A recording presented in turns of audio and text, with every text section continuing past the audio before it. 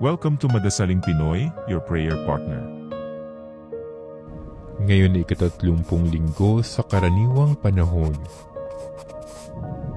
Ang mabuting balita ng Panginoon ayon kay San Lucas. Noong panahong iyon, sinabi ni Jesus ang talinhagang ito sa mga taong ang tingin sa sarili matuwid at humahamak naman sa iba. May 2 lalaking pumanhik sa templo upang manalangin. Ang isa'y Pariseo at ang isa nama'y publikano.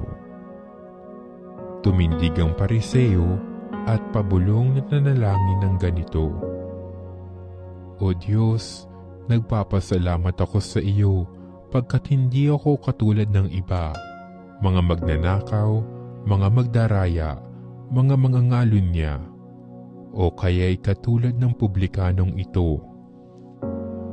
Makalawa akong nag-aayuno sa loob ng 1 linggo. Nagbibigay ako ng 10 ng lahat kong kinikita. Samantala, ang publikano'y nakatayo sa malayo, hindi man lamang makatingin sa langit, kundi dinadagukan ang kanyang dibdib at sinasabi, O Diyos, mahabag po kayo sa akin na isang makasalanan. Sinasabi ko sa inyo, ang lalaking ito'y umuwing kinalulugdan ng Diyos, ngunit hindi ang isa, sapagkat ang sinumang nagpapakataas ay ibababa, at ang nagpapakababa ay itataas. Ang mabuting balita ng Panginoon.